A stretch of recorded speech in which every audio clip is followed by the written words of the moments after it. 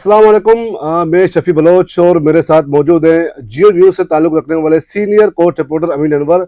आज हम आपको जो है वो कराची से मुबैना तौर पर अगवा होने वाली कम उम्र लड़की के केस में एक अहम पेशरफ से आगाह कर रहे हैं। आज मुलजिम ज़हीर अहमद की जानिब से मगविया से मुलाकात कराने के लिए जो है वो अदालत से रिजू किया गया है, दरख्वास्त दायर की गई है, जिस पर अदालत ने फरीकैन से जो है वो इस दरख्वास्त पर जो है वो जवाब तलब कर लिया है।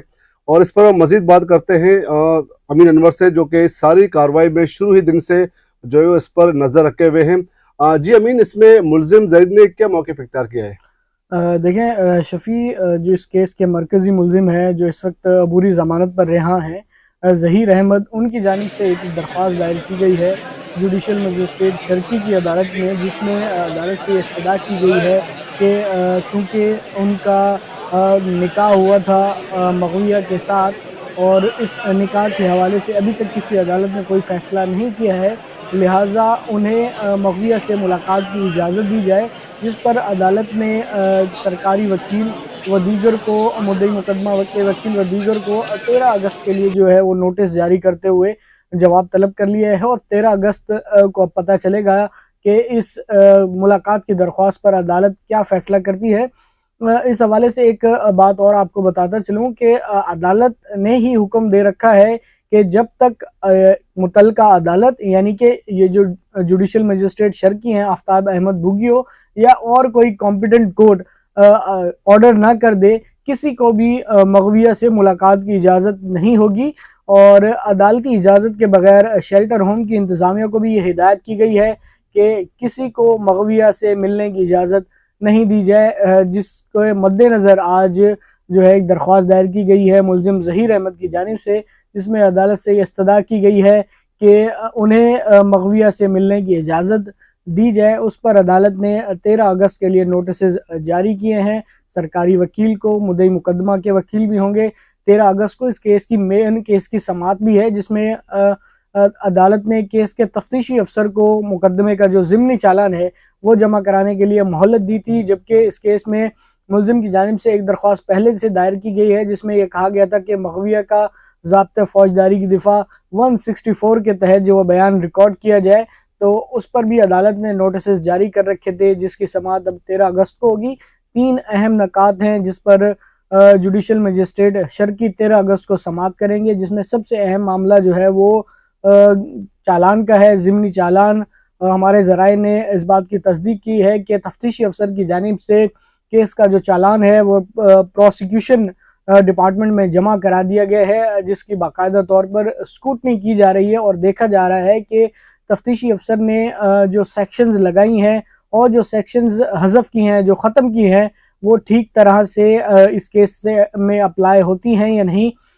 इस बात की हमारे ज़राए ने तस्दीक की है कि केस का जो ज़िमनी चालान है तफ्तीशी अफसर की जानिब से तफ्तीश मुकम्मल करके प्रोसिक्यूशन डिपार्टमेंट के पास जमा करा दिया गया है, जिसकी बाकायदा तौर पर स्क्रूटनी की जा रही है। और उम्मीद यही है कि 13 अगस्त को जब केस की समाअत होगी तो सरकारी वकील की जानिब से केस का ज़िमनी चालान अदालत के सामने रखा जाएगा।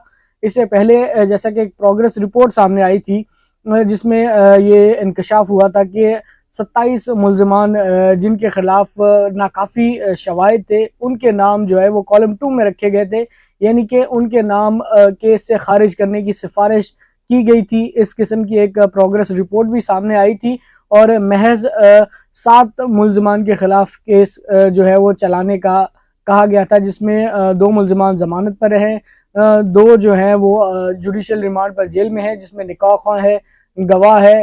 ये दोनों मुलजमान जो है वो जेल में हैं, अदालती रिमांड पे हैं। 2 मुलजमान मरकज़ी मुलजिम ज़हीर और उसका भाई शब्बीर जो है वो बुरी ज़मानत पर हैं, और इसके अलावा 3 मुलजमान को जो है वो पुलिस ने मफरूर करार दिया था। एब्सकॉन्डर जो है वो शो किया था अपनी प्रोग्रेस रिपोर्ट में, जिसमें मुलजिम ज़हीर के वालिदैन और एक और मुलजिम जो है वो शामिल है। और तकरीबन 7 मुलजमान के बारे में ये कहा गया था कि उनके खिलाफ केस की समाअत की जाए।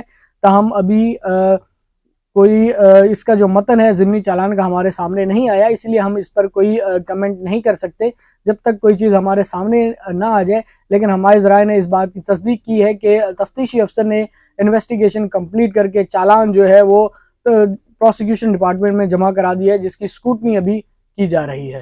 अच्छा, एक तो ये कहा जा रहा है कि इस केस का दारोमदार जो पूरा ये केस टिका हुआ है वो एक दरख्वास्त पे, जिसमें मेरे ख्याल में निकाह को चैलेंज किया गया था और कम उम्री से मुतल्लिक जो मेडिकल बोर्ड की रिपोर्ट पेश की गई थी उस पर अब जजमेंट आना बाकी है। तो ये रिपोर्ट्स और इसके अलावा जो पहले तफ्तीशी अफसर की तरफ से जो रिपोर्ट पेश की गई थी वो इस केस पर किस हद तक असरअंदाज हो सकते हैं?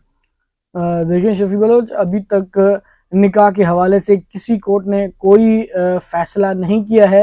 ये जो निकाह हुआ था, मेरे ख्याल में जहाँ तक मुझे याद है एग्जैक्ट डेट 18/4 जो है वो मेरे जहन में है कि 18/4 को ये निकाह हुआ था लाहौर में।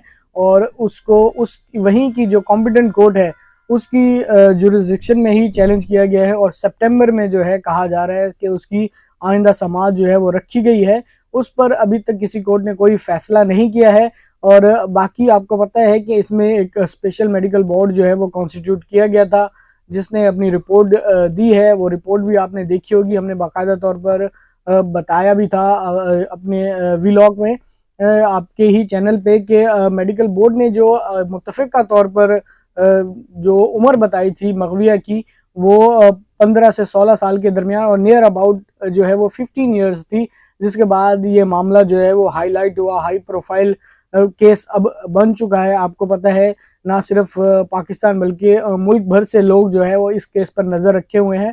आप भी जानते हैं ये केस एक हाई प्रोफाइल केस अब बन चुका है। ताहम अदालत की जानिब से इस केस में जो चाइल्ड रिस्ट्रेंट मैरिज एक्ट है उसकी सेक्शन 18 के तहत अब पाबंदी आयद की गई है मीडिया पर्सनस पे कि वो जो विक्टिम है उनकी आइडेंटिटी जो है वो डिस्क्लोज नहीं करेंगे। उसी को मद्देनज़र रखते हुए अब हम जो है वो मगविया या मुतासरा और ज़हीर अहमद के नाम से इस केस के ऊपर बात करते हैं। और अब देखते हैं कि 13 अगस्त को अदालत इन 3 जो इश्यूज़ हैं उन पर क्या अहकाम जारी करती है, क्या फैसला करती बहुत है। बहुत शुक्रिया। 13 अगस्त को इस केस की मजीद कार्रवाई से मुतल्लिक हम आपको आगाह करेंगे और उस वक्त के लिए इजाज़त दीजिएगा। अल्लाह हाफिज़।